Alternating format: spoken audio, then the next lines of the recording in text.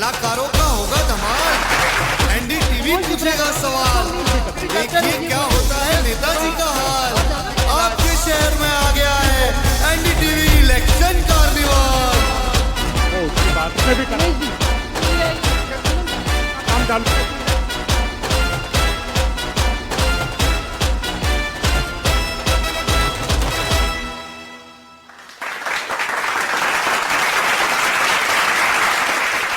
इस वक्त हम हैं मध्य प्रदेश की बेहद खास बेहद लोकप्रिय सीट उज्जैन आलोट जो लोकसभा संसदीय क्षेत्र है, वहां से हम अब आपके सामने लेकर आए हैं अपना इलेक्शन कार्निवल। और इस वक्त मेरे साथ बेहद खास मेहमान जो हैं वो जुड़ने वाले हैं। मेरे साथ बीजेपी से सुल्तान सिंह शेखावत जी जो हैं वो जुड़ने जा रहे हैं। कांग्रेस से हमारे साथ जुड़ रहे हैं दिनेश जैन बोस जी, और हमारे साथ वरिष्ठ पत्रकार भी जुड़ने जा रहे हैं अर्जुन सिंह चंदेल।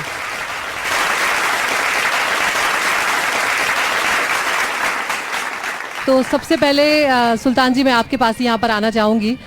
अगर हम बात करें, बहुत लंबे वक्त से आप लोग सत्ता में हैं, लेकिन अगर कुछ बुनियादी मुद्दों की यहाँ पर बात की जाए तो उसको लेकर अभी भी चिंता जो है वो व्यक्त की जाती है। खासकर जो जीवन दायिनी है यहाँ पर शिप्रा नदी, उसकी गंदगी जो है वो बहुत बड़ा मुद्दा जो है वो बन चुकी है। और यहाँ पर अब लोगों को ये कहीं ना कहीं डर भी सताने लगा है कि शिप्रा की जो हालत है, शिप्रा जिस हाल में है, क्या कुछ सालों के बाद शिप्रा नदी का अस्तित्व भी रह जाएगा या नहीं।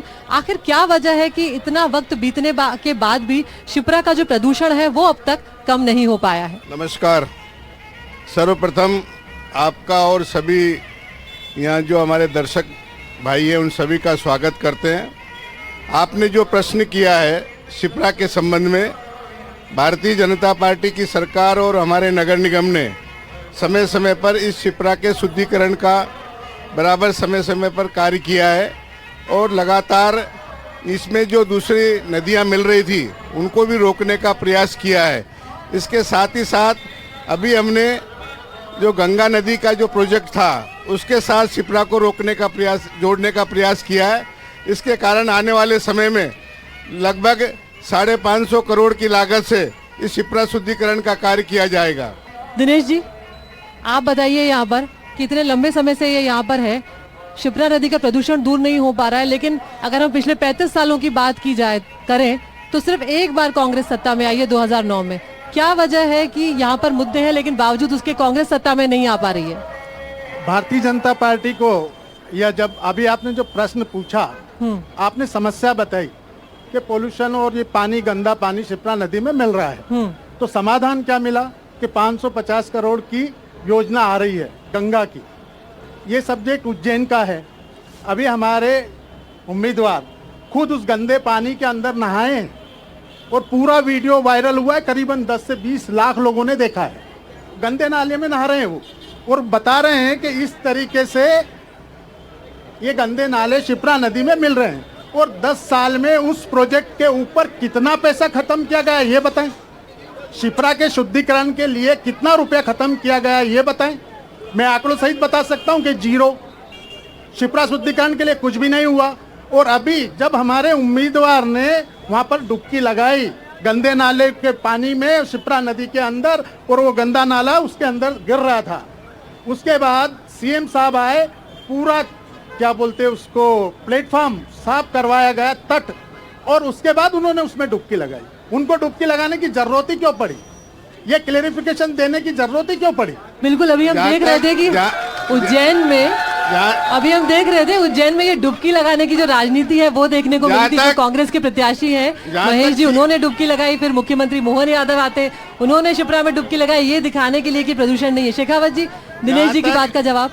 जहाँ तक माननीय मुख्यमंत्री जी उज्जैन के निवासी हैं और उज्जैन के निवासी होने के नाते प्रतिवर्ष शिप्रा शुद्धिकरण का वो खुद स्वयं आगे बढ़ करके यहाँ के कार्यकर्ताओं के माध्यम से श्रमदान का काम करते हैं।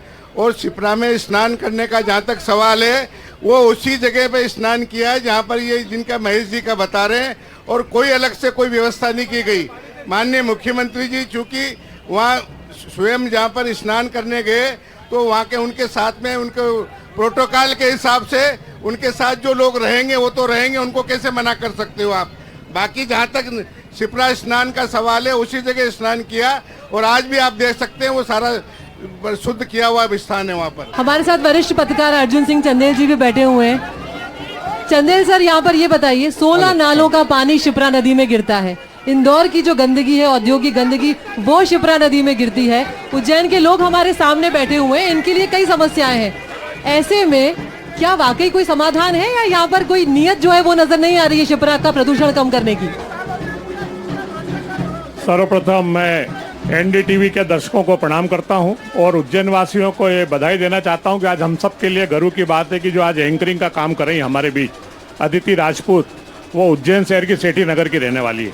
तो जोरदार तालियां अदिति के लिए। और मैं मानता हूं कि आज हमारा भी सीना एक आध इंच बड़ा होगा कि आज हमारे शहर की आज एंकर के रूप में आज हमारे बीच है। और जहां तक शिप्रा शुद्धिकरण की बात चल रही है भाजपा कांग्रेस के बीच, तो मैं इस शहर के 6 लाख लोगों का दुर्भाग्य कहना चाहूँगा, चाहे बीजेपी की सरकार हो चाहे कांग्रेस की सरकार हो, सही दिशा में प्रयास किसी के द्वारा भी नहीं किया। प्रयास कांग्रेस ने भी करा पर वो भी असफल रही और बीजेपी ने करा वो भी असफल रही।